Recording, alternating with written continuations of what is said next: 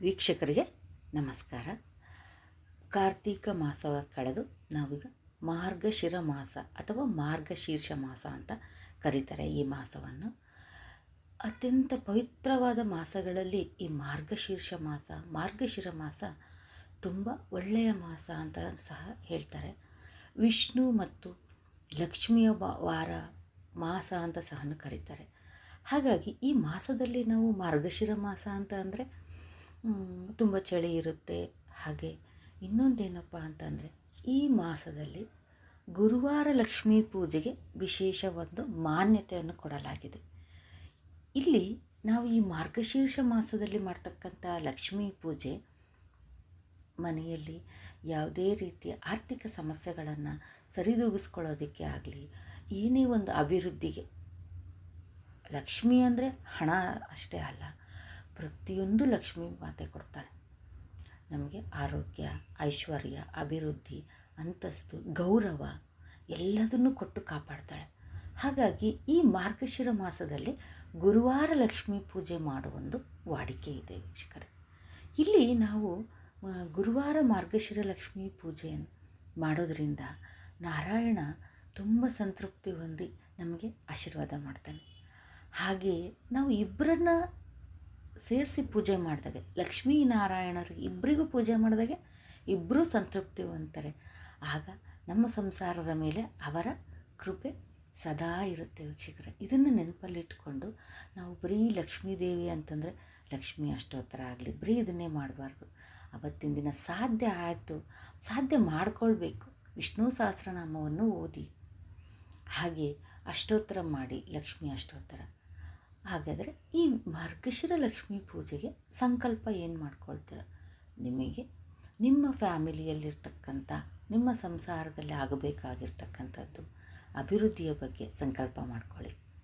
ಮೊದಲಿಗೆ ವಿನಾಯಕನನ್ನು ಸ್ಥಾಪನೆ ಮಾಡಿಕೊಂಡು ವಿನಾಯಕನಿಗೆ ಎಲ್ಲ ಹೇಳಿ, ಯಾವುದೇ ಅಡೆತಡೆಗಳಾಗದಂಗೆ ನಿರ್ವಿಘ್ನವಾಗಿ ಈ ಮಾಸದಲ್ಲಿ ಬರ್ತಕ್ಕಂಥ ಪ್ರತಿಯೊಂದು ಗುರುವಾರಗಳಲ್ಲೂ ಸಹ ಆ ಲಕ್ಷ್ಮೀನಾರಾಯಣನ ಪೂಜೆ ಮಾಡೋದಕ್ಕೆ ನಮಗೆ ಅನುಕೂಲ ಮಾಡಿಕೊಡಪ್ಪ ಅಂತ ಕೇಳಿಕೊಂಡು, ಆ ನಂತರ ಲಕ್ಷ್ಮೀ ದೇವಿಗೆ ಎಲ್ಲರ ಮನೆಯಲ್ಲೂ ಲಕ್ಷ್ಮೀನಾರಾಯಣರ ಫೋಟೋ ಇದ್ದೇ ಇರುತ್ತೆ. ಹಾಗೆ ಕೆಲವರು ಕಳಶ ಇಟ್ಟು ಪೂಜೆ ಮಾಡ್ತಾರೆ, ಕೆಲವರು ಈ ಫೋಟೋ ಇರುತ್ತೆ. ಹಾಗೆ ಲಕ್ಷ್ಮೀ ವಿಗ್ರಹ ಇದ್ದರೂ ಸಾಕು. ಕೆಲವರು ಫೋಟೋ ಇರಲ್ಲ, ಕಳಶ ಇಡೋ ಪದ್ಧತಿ ಇರಲ್ಲ, ಒಂದು ಚಿಕ್ಕ ಲಕ್ಷ್ಮೀ ವಿಗ್ರಹ ಇರುತ್ತೆ. ಅದನ್ನೇ ಒಂದು ಇಡೀ ಧಾನ್ಯದ ಮೇಲೆ ನಾವು ಲಕ್ಷ್ಮಿಯನ್ನು ಕೂರಿಸ್ಬಿಟ್ಟು ಅಷ್ಟದಳ ಪದ್ಮ ಬರೆದು ಅರಿಶಿಣ, ಕುಂಕುಮ, ಮೊದಲಿಗೆ ಯಾವುದೇ ಪೂಜೆ ಮಾಡಲಿ ಮೊದಲು ಗಂಧ ಹಚ್ಚಿ ದೇವರಿಗೆ ಗಂಧದಿಂದ ಪೂಜೆ ಮಾಡಿ, ಆನಂತರ ಈ ವಾರದಲ್ಲಿ ಏನು ನಾವು 4 ವಾರ ಬಂದಿದೆ ಅಲ್ಲ, ಈ ಪೂಜೆ ಮಾಡುವಾಗ ಒಂದು ವಾರದಲ್ಲಿ ನಾವು ಬಳೆ ಇವನ್ನ ತಂದು ಇಟ್ಕೊಂಡಿರ್ತೀವಲ್ಲ, ಅಮ್ಮನಿಗೆ ಏರಿಸಿರ್ತೀವಲ್ಲ, ಕೊನೆ ವಾರದವರೆಗೂ ಅವೇ ಇದ್ದರೆ ಸಾಕು. ನೀವು ಬರೋ ಮುತ್ತೈದರಿಗೆ ಕೊಡೋವಂಥದ್ದು ಅದು ನಿಮಗೆ ಬಿಟ್ಟಿದ್ದು. ಹಾಗೆ ಕೊನೆಯ ವಾರದಲ್ಲಿ ಅರಿಶಿಣ ಕುಂಕುಮ ಕರೆಯೋರು ಕೆಲವರು ಕರೀತಾರೆ, ಕೆಲವರು ವಾರನೂ ಯಾರಿಗಾದರೂ ಒಬ್ರಿಗಾದರೂ ಅರಿಶಿಣ ಕುಂಕುಮ ಕೊಡ್ತಾರೆ. ಅದು ನಿಮ್ಮ ಅನುಕೂಲ ವೀಕ್ಷಕರೇ. ಹಾಗೆ ನೈವೇದ್ಯ ಆಗಲಿ, ಸಾತ್ವಿಕವಾದ ನೈವೇದ್ಯವನ್ನು ಮಾಡಿ, ಶಾವಿಗೆ ಪಾಯಸ, ಸಬ್ಬಕ್ಕಿ ಖೀರು ಬಿಟ್ಬಿಟ್ಟು ಬೇರೆ ಗೋಧಿದು, ಆಮೇಲೆ ಮೊಸರನ್ನ, ಹುಳಿಯನ್ನ, ಈ ಥರದ್ದು, ಆಮೇಲೆ ಒಂದು ದಿನ ಅನ್ನ, ತೋವೆ, ಆ ಥರ ವಡೆ, ಪಾಯಸ, ಆ ಥರ ನೈವೇದ್ಯ ಮಾಡಿ ಅಮ್ಮನಿಗೆ ವಿಶೇಷವಾಗಿ. ಹಾಗೆ ನಾನು ಹೇಳ್ತಾ ಇರೋದಿನಲ್ಲ, ಅದೇ ರೀತಿಯೇ ಮಾಡಬೇಕು ಅಂತ ಏನಿಲ್ಲ. ನಿಮ್ಮ ಮನೆಯಲ್ಲಿ ಪದ್ಧತಿಗಳು ಹೇಗಿದೆಯೋ, ದೊಡ್ಡವರು ಆಚರಿಸ್ಕೊಂಡು ಬಂದಿರತಕ್ಕಂಥದ್ದು ಹಾಗೆ ಮಾಡಿ. ಕಳಶ ಸ್ಥಾಪನೆ ಮಾಡೋರು ಗುರುವಾರನೇ ಮಾಡ್ಕೊಳ್ಳಿ.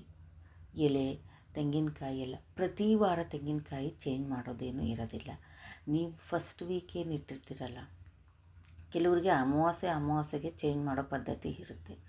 ಕೆಲವರು ಈ ಒಂದೇನು ಕಳಶ ಇಟ್ಕೊಂಡಿರ್ತೀರಲ್ಲ, ನೀವು ಶುಕ್ರವಾರ ಪೂಜೆ ಮಾಡೋದನ್ನು ಗುರುವಾರನೇ ಮಾಡ್ತೀರಿ, ಅದನ್ನೇ ಕಂಟಿನ್ಯೂ ಶುಕ್ರವಾರನೂ ಮಾಡಿಕೊಂಡ್ರೆ ಆಯಿತು. ಮಾರ್ಗಶಿರ ಮಾಸದಲ್ಲಿ ನೀವು ಎಷ್ಟು ಲಕ್ಷ್ಮೀನಾರಾಯಣರ ಇಬ್ಬರ ಒಂದು ಮಾಸ ಅಂತಲೇ ಹೇಳ್ಬೋದು. ಮಾಸಾನೇನ್ ಮಾರ್ಗಶೀರ್ಷೇನ ಅಂತ ಹೇಳಿದ್ದಾರೆ ದೊಡ್ಡವರು. ಹಾಗೆ ನಾವು ಒಂದು ಪೂಜೆಗೆ ಮೊದಲಿಗೆ ಗಣೇಶನ ಪೂಜೆ ಆದಮೇಲೆ ಮಹಾಲಕ್ಷ್ಮಿಗೆ ಎಲ್ಲ ಅಲಂಕಾರ ಮಾಡಿ, ಬಳೆ ಸಮೇತ ನಾವು ಗೆಜ್ಜೆ ವಸ್ತ್ರ ಇದೆಲ್ಲ ಏರಿಸ್ಬಿಟ್ಟು ಅಮ್ಮನಿಗೆ ನೀವು ಏನು ಇಟ್ಕೊಂಡಿರ್ತೀರೋ ಅದಕ್ಕೆ ಸಂಕಲ್ಪ ಮಾಡಿಕೊಂಡು ಸಂಕಲ್ಪಪೂರ್ವಕವಾಗಿಯೇ ಮಾಡಿ. ಪ್ರತಿ ವಾರವೂ ನೀವು ಕಳಶ ತೆಗೆಯೋದು ಅದೆಲ್ಲ ಏನೂ ಇರೋದಿಲ್ಲ. ಕೆಲವರು 4 ವಾರನೂ ಮಾಡ್ತಾರೆ. ಆಗದೇ ಇರೋರು 1 ವಾರನಾದ್ರೂ ಮಾಡಿ. ಈ ಮಾಸದಲ್ಲಿ ಎಷ್ಟೋ ಫಲವನ್ನು ಕೊಡ್ತಾಳೆ ಅಮ್ಮ. ಹಾಗೆ ಆ ಫಲಗಳನ್ನು ತಗೊಂಡಿರೋರು ಇದ್ದಾರೆ. ಹಾಗಾಗಿ ಈ ಮಾರ್ಗಶಿರ ಗುರುವಾರ ಲಕ್ಷ್ಮೀ ಪೂಜೆನ ವಿಶೇಷವಾಗಿ ನಿಮ್ಮಲ್ಲಿ ಏನು ಹೂವು ದೊರಕುತ್ತೋ ಅದೇ ಹೂವಿಂದ ಪೂಜೆ ಮಾಡಿ. ನಿಮಗೆ ಯಾವ ಒಂದು ನೈವೇದ್ಯ ಆಗುತ್ತೆ ಇಂಥದ್ದೇ ಅಂತ ಒಂದು ಹಣ್ಣಿಟ್ರೂ ಇಬ್ಬರು ಲಕ್ಷ್ಮೀನಾರಾಯಣರು ಸಂತೃಪ್ತಿ ಹೊಂದ್ತಾರೆ. ಅಷ್ಟೋತ್ತರ ಮಾಡೋಕ್ಕೆ ಟೈಮ್ ಇದೆಯೋ ಮಾಡಿ. ನಿಮಗೆ ಬೆಳಗ್ಗೆ ಬ್ರಾಹ್ಮಿ ಮುಹೂರ್ತದಲ್ಲಿ ಆಗುತ್ತೆ ಅಂತಂದರೆ ಅದನ್ನು ಮಾಡಿ. ಆಗಲಿಲ್ಲ ಅಂದರೆ ಮಕ್ಕಳು ಯಜಮಾನ್ರನ್ನು ಎಲ್ಲ ಕಳಿಸಿ ಆದಮೇಲೆ ನಿಧಾನವಾಗಿ ನಿಮಗೆ ಏನು ಸಾಧ್ಯ, ಎಷ್ಟು ಹೊತ್ತು ಉಪವಾಸ ಇರಲಿಕ್ಕಾಗುತ್ತೋ ಅಷ್ಟರೊಳಗೆ ಈ ಕೆಲಸ ಕಾರ್ಯಗಳನ್ನು ಮುಗಿಸ್ಕೊಳ್ಳಿ. ಅನಾರೋಗ್ಯ ತಂದುಕೊಂಡು ಮಾಡೋಕ್ಕೆ ಹೋಗಬೇಡಿ. ಹಾಗೆ ಇನ್ನೊಂದು ಹೇಳ್ತೀನಿ, ಈ ಒಂದು ತಲೆ ಸ್ನಾನ ಮಾಡಿ ಆದಮೇಲೆ ತಲೆಗೆ ಬಟ್ಟೆ ಏನು ಕಟ್ಕೊತೀರಲ್ಲ ಅದನ್ನು ತೆಗೆದುಬಿಟ್ಟು ಪೂಜೆ ಮಾಡಿ. ಹಾಗೆ ತಲೆ ಬಾಚ್ಕೊಳ್ಳೋದು, ಎಣ್ಣೆ ಹಚ್ಕೋಬಾರ್ದು ಈ ಒಂದು ಗುರುವಾರ ಲಕ್ಷ್ಮೀ ಪೂಜೆ ಮಾಡೋದು.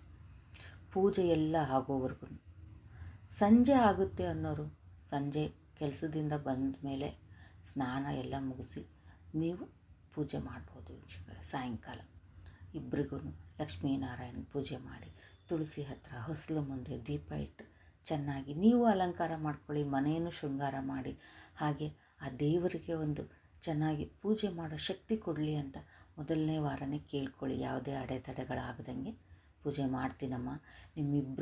ಇಬ್ಬರನ್ನು ಧ್ಯಾನದ ರೂಪದಲ್ಲಿ ನಾನು ಈ ಒಂದು ಮಾರ್ಗಶಿರ ಮಾಸದಲ್ಲಿ 4 ವಾರನೂ ಪೂಜೆ ಮಾಡ್ತೀನಿ ಅಂತ ಕೇಳ್ಕೊಳ್ಳಿ. ಹಾಗೆ ಇನ್ನೊಂದೇನಪ್ಪ ಅಂತಂದರೆ ಕೆಲವರು 5 ವಾರನೂ ಮಾಡ್ತಾರೆ. ಪುಷ್ಯ ಮಾಸದ 1 ವಾರನೂ ತಗೊಂಡು ಕೊನೆ ಮಾಡ್ತಾರೆ ವೀಕ್ಷಕರೇ. ಹಾಗಾಗಿ ಈ ಒಂದು ನಿಮ್ಮ 4 ವಾರ ಮಾಡೋರು 4 ವಾರನೇ ಮಾಡಿ, 5 ವಾರ ಮಾಡೋರು 5 ವಾರನೇ ಮಾಡಿ. ಇದರಲ್ಲಿ ಯಾವುದೇ ರೀತಿ ಒಂದು ಹಿಂಗೇ ಮಾಡಬೇಕು ರೂಲ್ಸನ್ನ ಇಟ್ಕೋಬೇಡಿ. ದೇವರಿಗೆ ಭಯ ಪಡಬೇಡಿ. ಭಕ್ತಿ ಶ್ರದ್ಧೆ ಇಂಪಾರ್ಟೆಂಟ್ ಅಷ್ಟೇ. ಇಂಥದ್ದೇ ನೈವೇದ್ಯ ಆಗಬೇಕು, ಹೀಗೇ ಮಾಡಬೇಕು, ಇಷ್ಟು ಟೈಮಿಗೆ ಆಗಬೇಕು ಅನ್ನೋದನ್ನು ಮಾಡ್ಕೋಬೇಡಿ. ನಮ್ಮ ಅನುಕೂಲಗಳನ್ನು ನೋಡಿಕೊಂಡು ಭಕ್ತಿಯಿಂದ ಒಂದು ಮನಸ್ಸಿಟ್ಬಿಟ್ಟು ಪೂಜೆ ಮಾಡಿ. ಎಲೆ ಅಡಿಕೆ ಸಮೇತವಾಗಿ ನೈವೇದ್ಯ ಇಡಿ, ಅಷ್ಟೋತ್ತರ ಮಾಡ್ಕೊಳ್ಳಿ, ಕುಂಕುಮಾರ್ಚನೆ ಮಾಡ್ಕೊಳ್ಳಿ ವೀಕ್ಷಕರೇ. ಇದೆಲ್ಲವನ್ನು ಹೇಳ್ತಾ ಇದ್ದೀನಿ. ಇದಿಷ್ಟು ಮಾರ್ಗಶಿರ ಮಾಸದ ಒಂದು ವಿಶೇಷತೆ. ಹಾಗೆ ಈ ಮಾರ್ಗಶಿರ ಮಾಸ ಬಂದ್ಬಿಟ್ಟು 27ನೇ ತಾರೀಕು ಗುರುವಾರ. ನಾಳೆ ಸುಬ್ರಹ್ಮಣ್ಯ ಷಷ್ಠಿ, ಚಂಪಾ ಷಷ್ಠಿ ಇದೆ, ಅದರ ಮಾರನೇ ದಿನ. 27 ಮತ್ತು 4ನೇ ತಾರೀಕು ಒಂದು ಬಂದಿದೆ, 11ನೇ ತಾರೀಕು 18. ಪುಷ್ಯ ಮಾಸದಲ್ಲಿ ಮಾಡೋರು 25ನೇ ತಾರೀಕಿಂದ ಒಂದು ಸೇರಿಸ್ಕೊಂಡ್ರೆ 5 ವಾರ ಆಗುತ್ತೆ. 4 ವಾರ ನಾವು ಮಾಡ್ತೀವಿ ಅನ್ನೋರು 4 ವಾರ ಸಹ ಮಾಡ್ಬೋದು ವೀಕ್ಷಕರೇ. 27, 4ನೇ ತಾರೀಕು, 11 ಮತ್ತು 18 ಈ 4 ಗುರುವಾರಗಳು ಬಂದಿದ್ದಾವೆ. ಎಲ್ಲರೂ ಈ ಮಾರ್ಗಶಿರ ಲಕ್ಷ್ಮೀ ಪೂಜೆ ಲಕ್ಷ್ಮೀನಾರಾಯಣರ ಸಮೇತ ವಿಶೇಷವಾಗಿ ಮಾಡ್ತೀವಿ ಅಂತ ಸಂಕಲ್ಪ ಮಾಡಿಕೊಂಡು ಪ್ರತಿಯೊಬ್ಬರು ಮಾಡಿ ವೀಕ್ಷಕರೇ. ಒಳ್ಳೆಯದಾಗುತ್ತೆ ಅಂತ ಹೇಳ್ತೀನಿ. ಮತ್ತೆ ಮುಂದಿನ ಒಳ್ಳೆಯ ವಿಡಿಯೋದೊಂದಿಗೆ ಭೇಟಿಯಾಗೋಣ. ಧನ್ಯವಾದಗಳು.